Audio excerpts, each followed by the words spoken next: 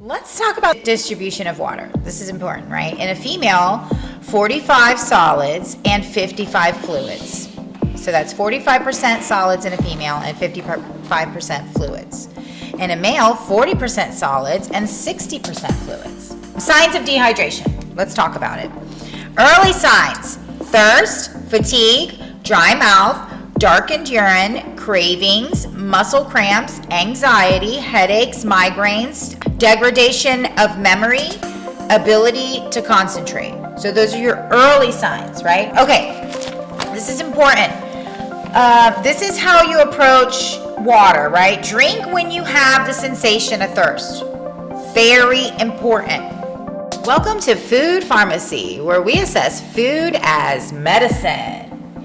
I'm your host, Sarah Sloan, certified NCP, and this is my charming and funny co-host, Uncertified Brian Adams. This show is sponsored by localfooddirect.com, where you can finally find quality local farm products that ship for free direct from the farm to your door. If you're a farmer or a producer of quality local products in the U.S. that would meet the localfooddirect.com standard, go to localfooddirect.com. Join the local food revolution. Sign up now during the launch special and receive 2 months free. Let's get back to our roots and all have access to quality local foods again, like our ancestors did. Use the code FOODPharmacy and receive an extra month free. That's right, 3 months free when you use the code FOODPharmacy. That's 2 F's, as in food and farm. Go to localfooddirect.com. Our topic, hydration, the superhighway through your body. Did you know that many Americans live in a constant state of dehydration? Let's talk about the facts of hydration. Why is it the superhighway through our bodies? The roles that water plays in our body. It improves our oxygen delivery to our cells, Right. transports nutrients, enables cellular hydration, moistens oxygen for easier breathing, cushions bones and joints, absorbs shocks to joints and organs, regulates body temperature, removes waste, flushes toxins, prevents tissues from sticking, lubricates joints, improves cell-to-cell communication, maintains normal electrical properties of cells, empowers the body's natural healing process, and enables the digestive process. Let's talk about distribution of water. This is important, right? In a female, 45 solids and 55 fluids. So that's 45% solids in a female and 55% fluids. In a male, 40% solids and 60% fluids. Mm-hmm. So your body is made up, as a male, 60% fluid, and as a female, 55% fluid. That's crazy that men hold more than women. Men do require more water than women on a daily basis, with a few exceptions of pregnancy, breastfeeding. Women do require more water, essentially the same amount as men. So your levels go up when you're pregnant, when you... Okay. Well, your body levels don't go up. Your body level doesn't change. It's still going to be 55% in a woman and 65% in a man. Oh. You just require more water when you are pregnant and when you're breastfeeding, because you're obviously feeding and nurturing a baby. Correct. Right? So as a man, you require about 80 ounces of water a day. I need to do better. Yeah. And as a woman, you require about 72 ounces a day, with the exception of pregnancy and breastfeeding. You will require about 80 ounces. And we're going to get into more of that in our recommendations about water. But that's just a little fun fact for you. Fun fact, that's 2 F's, as in fun and fact. So your daily sources of water, the body can produce about 8% of its daily water needs through a metabolic process. So your body can actually produce water, but it's only about 8% of your needs through its own metabolic process. The remaining 92% must be ingested through food and beverages. It is therefore considered an essential nutrient. Ingested liquids, 64%, ingested foods, 28%, and metabolic water, 8%. So what that means is you get, 28% of your fluid from your food, 64% from fluids, and then the 8% is from your own metabolic process. Doesn't the body contain, I thought it was more than, you said it's 55 for women and 60 for? Yeah, 60% for men and 55% of the body for women is fluid. So it's definitely more than half. And isn't that kind of like how the earth is, right? Right. More than half of it is Right. water, and we are a product of the earth, and we are a being of the earth, and so therefore we are made up mostly of water, just like the earth. Right. Right? And many plants are the same way. Let's talk about your daily water loss. Like, how much water do you need? Even though the amount and distribution of water are regulated within the body, water cannot be stored, making daily consumption essential to the health of your body. So your GI tract loses 4% of water, your lungs lose 12% of water, your skin loses 24% of water, and your kidneys lose 60% of water every day. Let's talk about electrolytes and water, okay? Water depends on electrolytes for proper absorption. Electrolytes are minerals that become capable of conducting electricity when dissolved in water. Electrolytes have 4 general functions: control the osmosis of water between fluid compartments, help maintain pH balance, carry electrical current, serve as cofactors needed for optimal enzyme activity. And that's a big one, right? Because that means a cofactor means that it serves as its sort of capability, its friend, to carry out your nutrients through your body. The electrolytes do. It actually is a cofactor to the water to carry nutrients throughout your body and deliver them through your cells and all your receptors and everything like that properly. Now that we've learned a little bit about the facts on hydration, let's talk about the symptoms. What is dehydration? What is the breakdown of that? Let's talk about it. If the body water content drops as low as 2%, early signs of dehydration occur. Most common one is fatigue. A drop of 10% will cause significant health problems such as digestion, cardiovascular, immune, and musculoskeletal. Loss of greater than 10% can cause death. To get to 10%, well, since we don't have water meters on our bodies yet, Right. Signs of dehydration. Let's talk about it. Early signs: thirst, fatigue, dry mouth, darkened urine, cravings, muscle cramps, anxiety, headaches, migraines, degradation of memory, ability to concentrate. So those are your early signs, right? But then there are also chronic signs, okay? What are the chronic signs to dehydration if you've gotten past the early signs? Heartburn, joint pain, back pain, constipation, colitis, and exercise asthma. Most Americans live in a constant state of dehydration. All right. Wow. We don't get enough water. Risk factors: working outdoors, older adults, chronic conditions, episodes of diabetes, athletes, infants, young children, high altitudes. Those are risk factors. Those are people who work outdoors, Right. older adults, chronic conditions such as diabetes and things like that, or like an autoimmune disorders, right? Athletes, infants and young children, and people who live in high altitudes. Let's talk about some of the symptoms caused by the things that we eat that can cause dehydration, right? What are some of the things that can be antagonistic to us that actually deplete our water from our body? Some beverages are diuretic in that they increase urinary output in a short time. Well, we know that the strongest diuretic is probably going to be alcohol. So that is it. Alcohol is the strongest diuretic. It has the strongest output of urinary. I mean, that you would Of urine. You would think so. Right. But there's other beverages that people wouldn't think. Caffeinated would cause beverages, yeah. Dehydration. Caffeinated beverages. And they think the more they consume it that they But I have another one. hydrate themselves. They do think that. Right. But I have another big one for you that I know you're a fan of. What's that? Juice. So the worst offenders in beverages. What are the worst offenders in beverages depleting your body from water and or other nutrients? Let's get into it, right? So carbonated drinks may interfere with the ability to use calcium. Phosphoric acid impedes the production of HCl. HCl is hydrochloric acid. That's the acid in our stomach that helps us digest our food. High fructose corn syrups increases blood glucose and insulin.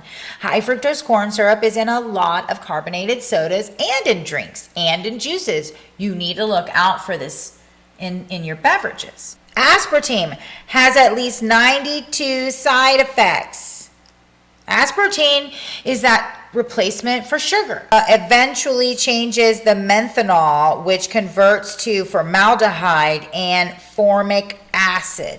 Tap water, found by Environment Working Group to contain pollutants. So we've heard about that, right? Of course. Tap water. Mm-hmm. You can go there to find out about your tap water. www.ewg.org/tapwater/. You can go there, you find out about your tap water there. Now that we've talked about symptoms, let's get into the recommendations. How do we fix the water problem that we may or may not have? How do we fix our drinking water? How do we fix our tap water? How do we get good water? How do we get clean water? How do we get water into our body, since we're all in a state of constant dehydration? And most of us are, not all of us. Some of you guys drink more water than you should. Just kidding.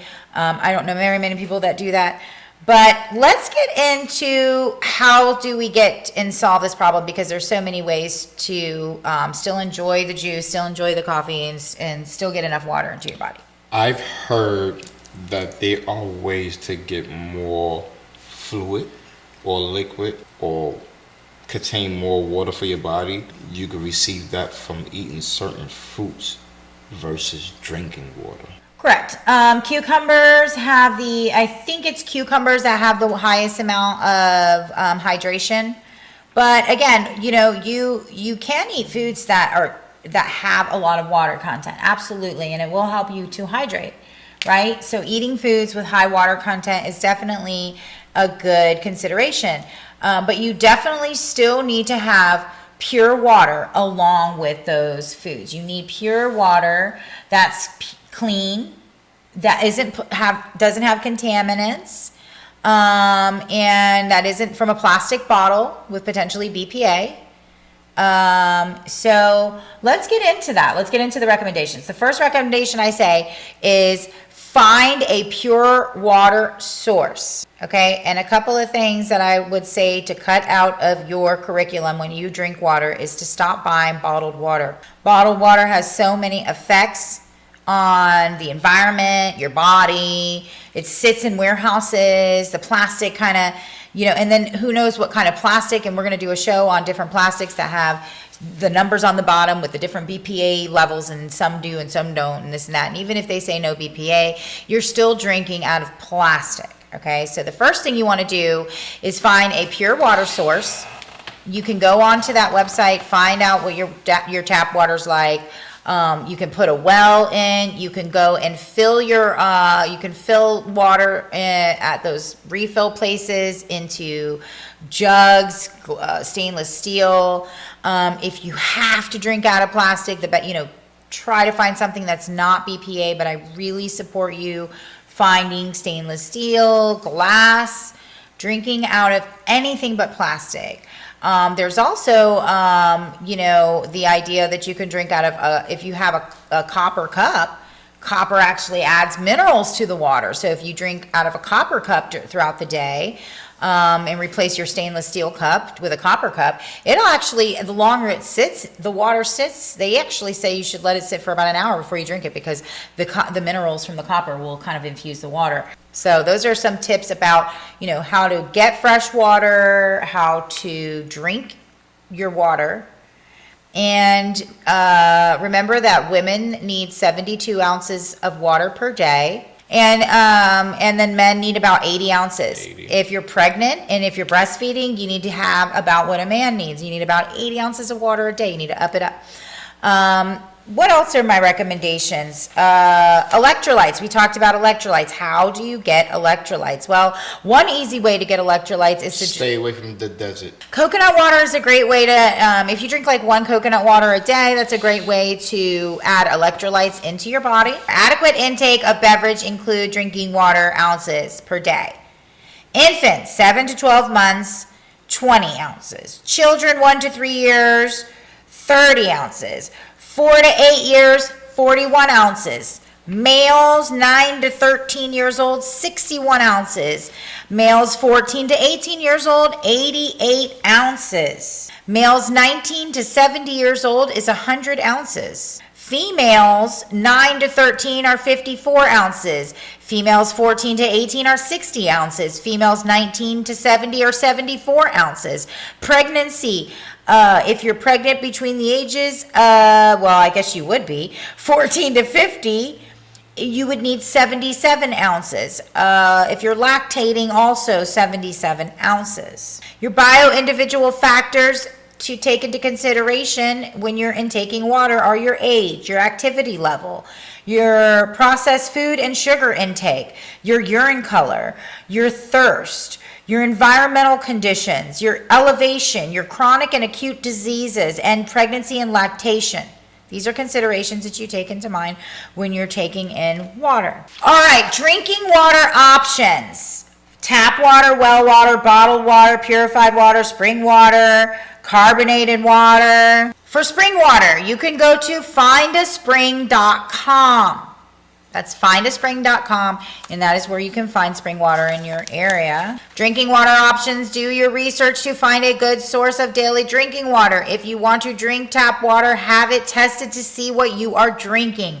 Add lemon, lime, cucumbers, or berries to water to create a hydrating infusion if drinking plain water is not appetizing. So if you are one of those people that just does not like water, in order to train yourself to begin to want to drink more water per day, infuse it with some berries, infuse it with some, cucumbers, infuse it. Lemons, limes, infuse it, oranges, whatever you like to make it more appetizing for yourself. Research a good filtration system for both drinking water and your shower water. Water gets into your pores through your skin. Your skin is the largest organ in the body. And so when you're showering and you're using all that tap water that has all those chemicals, you might want to consider testing that water, making sure whether or not what it has in it, and if it is not adequate for you, then you might want to consider a filtration system. There are many options nowadays where you can get a filtration system on your house that's fairly inexpensive. Amazon. You can go all kinds of places and get a filtration system nowadays, and they can, find something fairly affordable. Right. Electrolytes. Let's talk about those electrolytes. Make sure you get adequate electrolytes in your water, especially if you're drinking water that was filtered using reverse osmosis. Trace mineral drops to your water. Electrolyte solution, sport drinks. Right. Make sure you read the ingredients in there. Of course. Make sure there's no bunch of sugar and weird chemicals. Coconut water. Switchel. It's from the colonial era. It's a drink with ginger, vinegar, water, and molasses. Okay? It's called Switchel. Okay? And that is from the colonial era. Okay? And so that's when, they mixed ginger, vinegar, water, and molasses. Unrefined sea salt and also volcanic salts. You can add that to your water. Okay? The National Academy and Medicine Panel on Dietary Reference Intakes for Electrolytes in Water. Just in case you want to know that. Okay, this is important. This is how you approach water, right? Drink when you have the sensation of thirst. Very important. The first sensation of thirst that you have, don't ignore it. Go get some water. Also, remember, you don't have to guzzle a bunch of water to get your intake in. If your stomach can't handle that much water like me, you can just keep a cup and just sip it. Just sip it throughout the day. Constantly sip it. And every time you have that first feeling of thirst, do not ignore it. Take a sip of water. Drink pure water throughout the day until your urine becomes light yellow, straw colored. So if you have dark urine, then you know that you might be dehydrated. Your urine should be a light color or a straw color. Consider adequate intakes of water as self by National Academy of Medicine, formerly the Institute of Medicine. So you can check that out. Evaluate your individual factors affecting water requirements. We talked about that, right? Whether or not you're an athlete, whether or not you're also outdoors working, those types of things. Those will affect your water intake. Thirst limitation. Thirst signals decline with age. So as you get older, those signals that you're thirsty decline. That's why it's real important to, like that first sign of thirst, your mouth feels it, get water. Your body's not lying to you. Thirst tends to be alleviated before complete hydration is achieved. Did you gather that? No. Thirst tends to be alleviated before complete hydration is achieved. So, in other words, you think you're already hydrated because you feel alleviated, but you haven't achieved the hydration you need, right? While the sensation of thirst works well at rest, it is less sensitive during exercise. So remember, during exercise, you are less sensitive to being thirsty. So just take a couple of sips of water during your routine. Because you realize you're less sensitive during that period. It is unclear whether people recognize their first thirst signals well enough to regulate water intake appropriately. Do they repeatedly suppress their thirst signals because they are distracted by screens and hectic lifestyle? Or consume something other than water? Right, correct. We are all, I can't say I'm super guilty of that because, I drink a lot of water. I've been that way for a long time. But we are, as Americans, are super guilty of that. Drinking things other than water. Thirsty, let me go get some sweet tea or beer or juice. Warning, timing tips. The first sign of being tired, tense, anxious, headache, difficult to concentrate, you're thirsty. Drink upon waking and 30 minutes before each meal. Before and after vigorous exercise, but not too much during the workout. Not too much during the workout. Avoid too many trips to the bathroom by making sure your water is electrolyte mineral rich. So if you're using the bathroom a lot, add electrolytes and that will help you. And if she tell you to stop and you keep going, you're thirsty. And I know I'm definitely guilty of going to the bathroom a lot. So I will say I drink a lot of water, but I need more electrolytes. I definitely need more electrolytes. I need to force myself to do that because I use the bathroom a lot because I drink a lot of water. But if you just put some electrolytes in, especially if you work throughout the day and you're drinking a lot of water and you find yourself in the bathroom every 20 minutes and your boss is like, where is she? Is she taking all these smoke breaks or something? You don't even smoke cigarettes. Stuff like that. So put some electrolytes in your water and that will not only help your body, help your hydration, help the combination of the need for electrolytes in your water, and keep you from going into that bathroom all the time. All right, moving on. Join us next where we assess EMFs. Electromagnetic factors. And how they affect our overall health. This show is sponsored by localfooddirect.com, where you can finally find quality local farm products that ship for free direct from the farm to your door. If you're a farmer or a producer of quality local products in the U.S. that would meet the localfooddirect.com standard, go to localfooddirect.com. Join the local food revolution. Sign up now during the launch special and receive 2 months free. Let's get back to our roots and all have access to quality local foods again, like our ancestors did. Use the code FOODPharmacy and receive an extra month free. That's right, 3 months free when you use the code FOODPharmacy. That's 2 F's, as in food and farm. Go to localfooddirect.com.